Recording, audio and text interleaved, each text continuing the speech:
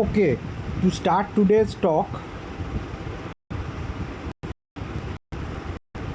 we will be talking about adaptation in hill stream fishes. They are known as the masters of the rushing waters. So hill streams मतलब झरने का पानी या वही झरने का पतील जो निकलता है वहाँ से, that is known as hill streams. छोटा छोटा दरिया जो निकलता है पहाड़ों में, हिल स्ट्रीम, बहुत पत्थर रहता है. There are lot of stones over there, as you can see lot of stones in the hill streams. They face harsh environments and they are characterized by fast flowing oxygen rich water, rocky substrate and fluctuating water level. कभी पानी ज़्यादा आता है, कभी पानी कम आता है. That is because water melts from the glaciers and comes. Sometimes it melts more, sometimes it melts less. So in order to survive in this water, fishes have certain morphological, physiological and behavioral adaptation. It has evolved. To survive there properly, you need these particular adaptations in their body. And the first thing is the body shape. It is flattened, चपटा होता है, and the body is streamlined. मतलब एक spindle shaped होता है ऐसे. It's like you are seeing this figure. You can see that it is spindle shape, and it's on a rocky surface. First thing, चपटा होता है, dorsoventral flattened, and उसके साथ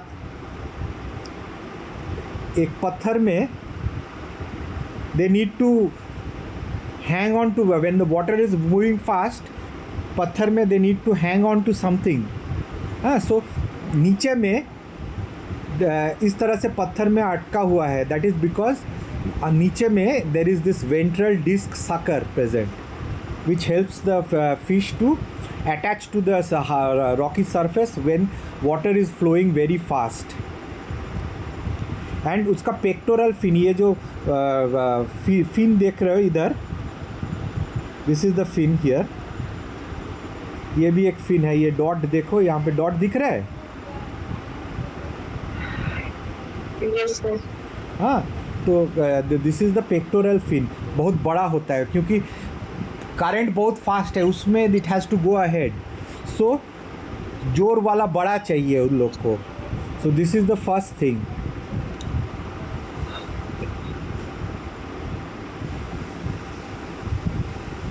फिर आता है large pectoral fin. So this fin is known as pectoral fin, large pectoral fin side में. हाँ, नेक्स्ट जो प्रॉब्लम होता है उन लोग का swim bladder. They fishes have got a swim bladder. पटका होता है, जब फिश काटते हो एक एयर ब्लैडर जैसा निकलता है अंदर में. इट इज़ बहुत छोटा है. That is use for floating. उसमें when it fills it with air, हाँ, तो वो ऊपर में फ्लोट कर जाता है. एंड व्हेन एयर को छोड़ देता है वो भारी हो जाता है, नीचे आ जाता है. सो उन लोग they don't need this thing because hill stream बहुत डीप नहीं होता है. हाँ, उन लोग को ऊपर नीचे आने का, हाँ, बहुत ज़्यादा ज़रूरत नहीं पड़ता है उन लोग को. They don't need them. हाँ, वो इसीलिए उन लोग का नहीं भी है किसी किसी में. और वेट को हल्का रखता है. लैक ऑफ बायंसी, अगर फुला देता है तो हल्का होकर ऊपर आ जाएगा और वाटर लेके चला जाएगा. So they don't want it also.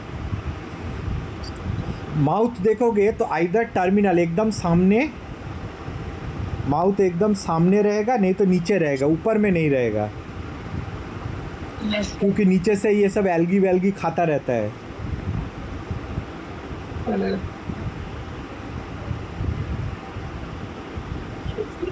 फिर उन लोग का स्केल्स अगर देखोगे तो रोहू जैसा नहीं है. बड़ा बड़ा बाहर का आँच बड़ा बड़ा नहीं होता है.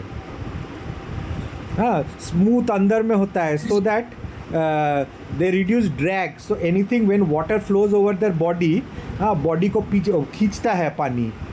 सो जितना ड्रैग मतलब फ्रिक्शन होगा उतना the body will go ahead. So to reduce the drag they have got, उन लोग का जो स्केल्स होता है वो अंदर में रहता है, स्लिपरी रहता है, स्रुत स्रुत करके वाटर पास कर जाएगा. So they live in oxygen rich but demanding water, so they need efficient respiration. उन लोग का साइज स्मॉल होता है. They have got well developed gills.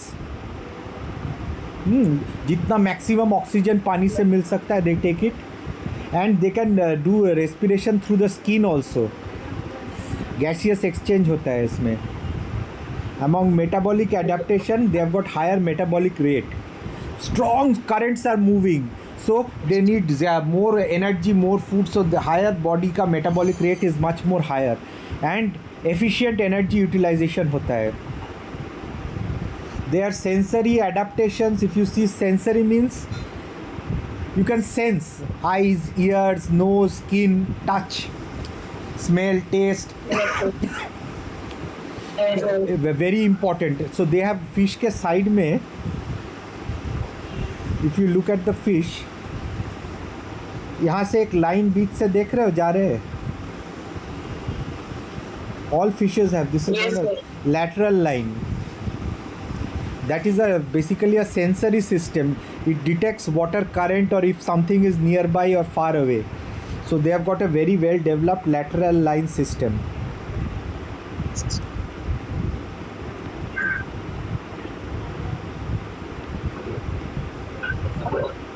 और सब फिशेस में उतना क्लियर नहीं दिखता लाइन. हाँ क्या मतलब सर, और सब जो फिशेस होते हैं उसमें ज्यादा क्लियर लाइन नहीं दिखता. हाँ दिखता है. इसमें और भी डेवलप्ड है. सब फिश में साइड में देखोगे, एक रोहू में उतना दिखता नहीं है क्योंकि पॉन्ड फिश है. रिवर में भी मिलता है, बट रिवर में डेप्थ है ना, वो लोग का बेसिकली अलग एडाप्टेशन है. लेकिन इन लोग का बहुत डेवलप्ड रहता है टू सेंस करंट. शार्क में रहता है, बस सब में रहता है. थोड़ा ज़्यादा मतलब देयर मोर और लेस रहता ही है, लेकिन इसमें बहुत प्रोमिनेंट होता है. उसका सूंड रहता है, whisker like appendages near the mouth. That is known as barbels. That is rich in taste buds and tactile receptors. This aiding in locating food in the crevices of rocks. और behavior में one thing which they show is known as rheotaxis. That is the उन लोग का अंदर में it is programmed, genetically programmed, that they will orient against the current. बहता पानी के साथ नहीं जाएगा, उल्टा पानी जाएगा. ठीक है ना, जब जिस तरह से तो हाँ मतलब उल्टा रहेगा हमेशा, ऑलवेज अपोजिट साइड. हाँ. देन थिग्मोटैक्सिस रहता है. This is tendency to maintain physical contact with surfaces such as rocks. मतलब जो नीचे रॉक में वेंट्रल सर्कट से it holds the rocks together. और उन लोग का रेफ्यूज लेता है इन रॉक्स के बीच में जो गैप्स है उसके अंदर में. रिप्रोडक्टिव स्ट्रेटजी, सिलेक्ट लोकेशंस में दे ले एग्स. हाँ, वो जो नीचे पत्थर है उसके पत्थर के नीचे, ताकि वो बह ना जाए अंडा. And they add some type of sticky रहता है जो वो पत्थर के साथ अटका रहे. इन सम केसेस पेरेंट्स में गार्ड एग्स. नेक्स्ट है ऑस्मो रेगुलेशन. एक प्रॉब्लम है, ये है कि in the sea there is high salt concentration. So wherever there is high salt concentration, what happens, water from inside will go towards higher salt concentration. ठीक है ना, this is osmosis. सो समुंदर में अगर फ्रेश वाटर फिश को डाल दोगे तो क्या होगा, they don't have adaptations, they will shrink. अंदर से पानी निकल जाएगा, shrink, and they will die. Similarly अगर सी वाटर फिश जो कि those who are responsible for they remove salt from, they have adaptations for removing salt from their body, जो सी में रहता है हाई सॉल्ट कॉन्सेंट्रेशन में, उसको फ्रेश वाटर में डाल दोगे तो व्हाट हैपेंस, इट विल फूल जाएगा, फूल के मर जाएगा। ठीक है। So fresh, what happens in fresh water, so salt balance body का नॉर्मल रहना चाहिए। हाँ, ताकि मतलब therefore life you need a particular salt concentration. हाँ, you need an isotonic concentration. So जो एक्सेस सॉल्ट बाहर है, हाँ, अंदर से वो क्या करता है, इट स्टार्ट्स, जो सॉल्ट घुस जाता है अंदर में, they try to remove the salt. So what does fresh water organism do?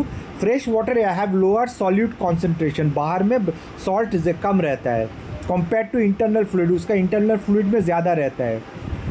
So this creates two primary challenge. First है water अंदर घुस जाता है, हाँ, second है salt loss, salt बाहर निकल जाता है क्योंकि salt का concentration high है। So several strategies ये है। Limited permeability, उन लोग का जो स्किन्स एंड स्केल्स है, they are relatively impermeable to water. Water body के अंदर घुसने नहीं देता है, बाहर में जो उसका आंस है, it doesn't allow water to enter.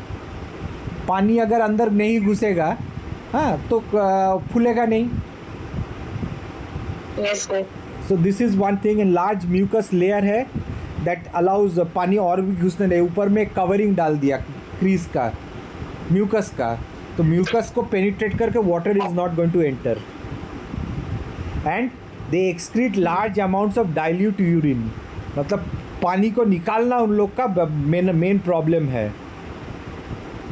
So the nephrons इन मतलब kidney in fresh water fish, kidneys have developed well developed glomeruli filtration units with limited reabsorption. और पानी को रीअब्सॉर्प्शन नहीं करता, हम लोग में पानी रीअब्सॉर्ब होता है कुछ हद तक। हाँ, जब पानी का शॉर्टेज है, यूरिन येलो हो जाता है, पानी एब्जॉर्ब इन लोग का नहीं करता है, डाइल्यूट यूरिन छोड़ देता है। और गिल्स में क्लोराइड सेल्स रहता है, दे एक्टिव, बाहर से सॉल्ट एक्टिवली अंदर घुसाता है इनटू द ब्लड, ताकि उन लोग का अपना सॉल्ट जो लॉस हो रहा है वो घुस जाए अंदर में फिर से।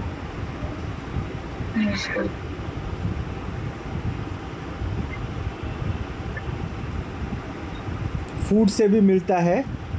ओके, डाइल्यूट यूरिन देता है, ये सेम चीज़।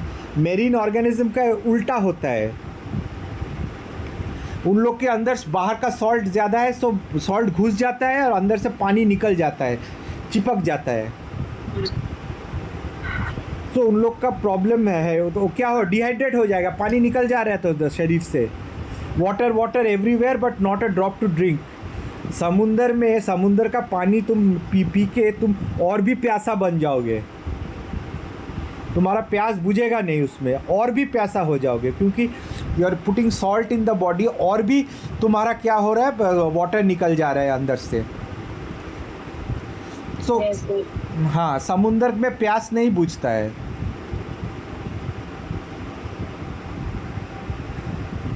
इन लोग का भी सेम थिंग है, इम्परमिएबल। उसका प्रॉब्लम है अंदर से बाहर वाटर ना जाए, वो बाहर से अंदर ना घुस जाए या अंदर से बाहर ना निकल जाए। They drink sea water, water घुसता है, फिर कॉन्सेंट्रेटेड यूरिन निकलता है विथ लिमिटेड वाटर लॉस, और वो सॉल्ट को बाहर निकाल देता है, एक्सेस सॉल्ट बाहर निकलता है, same cheese. And then there are rectal glands, salt glands. What these glands do, they take salt from inside the body and excrete outside. Okay, so basically, और सब एग्जाम्पल्स दिया हूँ। हाँ, इतना ही है। पॉइंट्स तो सेम ही है सर। हाँ, वाटर वाटर परमेबिलिटी और सॉल्ट ग्लैंड्स वगैरह दोनों में तो सेम ही है लगभग। हाँ, लगभग सेम ही है। हाँ, लेकिन काम उल्टा है, सॉल्ट ग्लैंड्स इसमें नहीं रहता है। फ्रेश वाटर फिशेस में सॉल्ट ग्लैंड्स, रेक्टल ग्लैंड्स नहीं रहता है। हाँ, उन लोग का पैर अंदर से बाहर पानी ना निकल जाए, उसके लिए स्किन इम्परमिएबल है, और फ्रेश वाटर में बाहर से अंदर पानी ना घुस जाए, इसलिए बाहर में म्यूकस, तुम एक मछली को पकड़ो ना, स्लिप करके निकल जाता है क्योंकि बॉडी साइड में पूरा ऊपर म्यूकस है। हाँ, यस सर। यही है, इतना ही है। ठीक है सर। ठीक है। Yes sir.